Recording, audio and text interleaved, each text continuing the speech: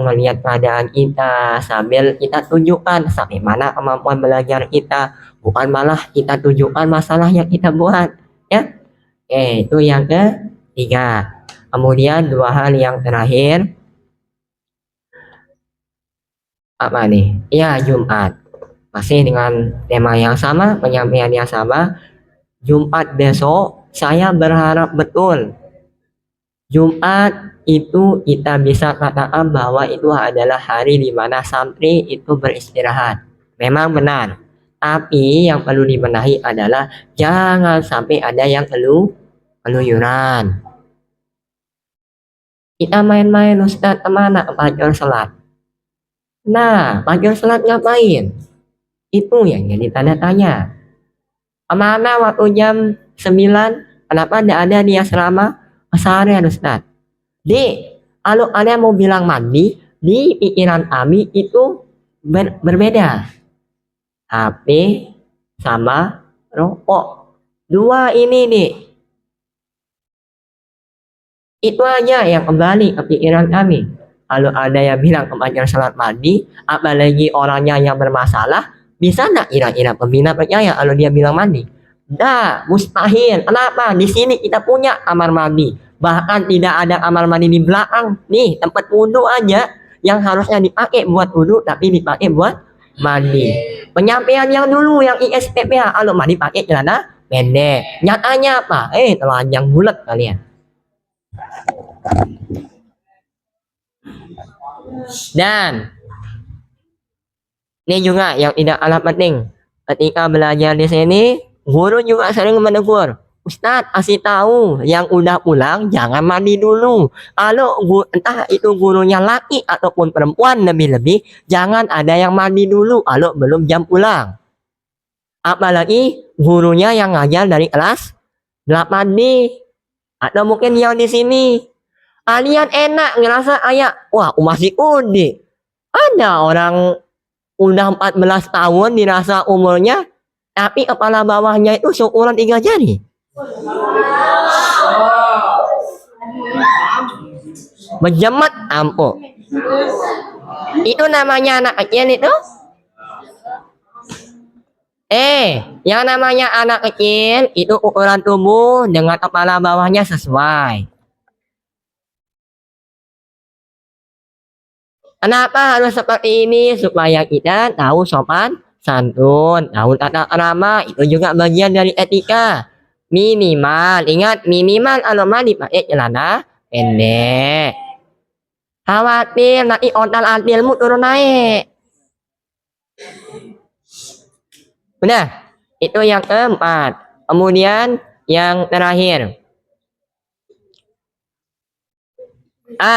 Untuk yang pulang tanpa izin, apalagi tadi yang keluyuran, jangan bilang malam ini saya ada penyampaian. Besok kalau saya main tangan, jangan pernah kamu bilang saya ada penyampaian. Apalagi nanti yang diam-diam bawa HP, yang diam-diam bawa rokok, HP segala macam, jangan pernah mengatakan pembina tidak pernah ngingetin kalian. Ketika kalian nanti dipukul, kemudian merasa paling terzolimi, ngadu ke orang tua. Ya Allah, saya kasihan betul sama orang tua kalian. Bukan kalian yang saya kasih, orang tuamu yang saya kasih. Di depan anaknya lugu, tetapi di belakangnya dia, udah kelihatan sifat aslinya. Buah jatuh tidak jauh dari pohonnya. Kalau orang tua itu dia menjijar, maaf. Ada orang tua nih, yang anaknya itu sedikit melenceng daripada anak-anaknya. Orang tua pemabuk, tetapi anaknya itu nanti masuk ke dalam dunia pondok pesantren. Tidak akan ada kemungkinan kalau anaknya itu bisa berubah. Lalu kita ubah itu apa itu? Apa namanya pepatah ya. Kalau orang tua jadi pemabuk, minimal kita jangan ikuti. Karena kita tahu bahwa pemabuk itu tidak boleh diikuti. Mencuri, kemudian durhaka, itu tidak boleh. Ada orang tua yang ngajak anaknya supaya dia tidak ikut sholat atau tidak usah sholat, lalu tidak kita ikuti perintah itu. Tapi terkadang pengertian kita tentang berbakti itu berbeda-beda. Lamun adik pati dengan tua lalu tempok terlawan. Ingat, kalau hal ini menyangkut dengan kebaikan, misalkan nih disuruh untuk sholat, disuruh untuk puasa, disuruh untuk mondok, taati, anak itu perintahnya baik. Tapi kalau disuruh untuk nyuri, judi, nanti kamu ambil harta bibimu, kita gadein, itu kita jadikan modal judi online.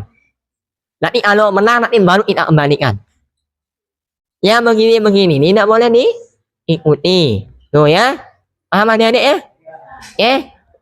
Penutupnya, mudah-mudahan semua penyampaian betul-betul dipahami, kemudian kita lakukan bersama dari penjengukan, kemudian penyampaian masalah HP dan juga rokok, malam Jumat atau setiap baris malam jangan ada yang ribut. Mandi, usahakan pakai celana pendek. Atau paling enggak tunggu di mana di saat sudah selesai belajar. Yang terakhir, santri tidak boleh komplain atau tidak boleh nanti seolah-olah mengadu kepada kedua orang tua bahwa dianiaya sama pembina. Kalau nyatanya pembina sudah terlalu sering penyampaian. Penyampaiannya terus sama, malamnya sama, terus yang penyampaian juga sama. Yang di belakang dengar ya, ada Azhari, dengar deh, apa?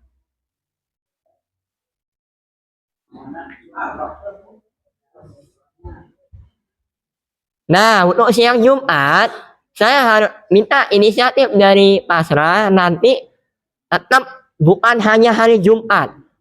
Kontrol sedemikian rupa apa yang perlu dikontrol. Kontrol. Ya Allah, astagfirullahaladzim. Maaf nih. Udah. Lidah saya kepleset, maaf. Udah. Kontrol silakan apa yang menjadi kewajiban kita di asrama untuk yang pasrah. Dari kebersihan, keamanan ruangan, kemudian nanti kalau ada teman yang kelahi, jangan dipantau, dibelas. Dan untuk teman-teman yang masih suka nih banyak omong, ya, saya tidak mau sebut siapa, tetapi tidak sedikit pertikaian itu terjadi akibat dari mulut yang tidak bisa dijaga. Ngomong aja kerjaannya. Nanti temannya nanti begini disebut, nanti temannya begitu disebut. Tahan bibir ini nih, kalau seandainya tidak bisa mengucapkan kata-kata yang baik. Kalau temanmu buang sampah, tegur atau enggak?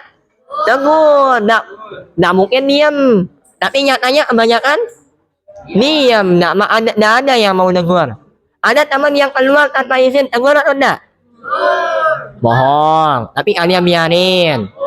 Ya, oke deh, itu saja yang perlu saya sampaikan malam hari ini. Kalau memang ada instruksi dari Ustaz Isman nonton, silakan nonton. Tapi kalau enggak, ya enggak. Oh ya. Dan ingat, tertib, tidak boleh ada yang ribut. Itu aja. Yang merasa nontonnya pakai meja setiap malam Jumat, saya tidak tahu mau bilang apa, yang jangan duduk di meja kalau kalian nonton. Beresi. Musola, kalau ada yang makan, nih kemarin ada bekas mie di sana tabe, malah nih dari tadi saya nunjuk pakai tangan kiri. Bekas mie, ada juga di sini bekas susu kemarin nih di kelas 7B. Bersihkan deh, ya. Kalau enggak kita siapa lagi, ya. Oke deh, itu saja yang perlu saya sampaikan malam hari ini. Mudah-mudahan semuanya paham, tetap semangat dan ingat apa yang perlu kita lakukan sebagai anak, sebagai murid, dan juga sebagai teman. Itu saja. Bismillahirrahmanirrahim. Allahumma sholli ala sayyidina Muhammad wa ala ali sayyidina Muhammad. Rabbana ghfir lana dzunubana wa liwalidina warhamhuma kama rabbayani shaghira. Saya akhiri. Assalamualaikum warahmatullahi wabarakatuh. Doa dulu. Duduk yang rapi nih. Bagaimana caranya sini duduk ketika mau minta sesuatu. Kalau sama orang tua kalian minta uang dengan cara merayu, maka lebihkan. Kita mau minta sama Allah.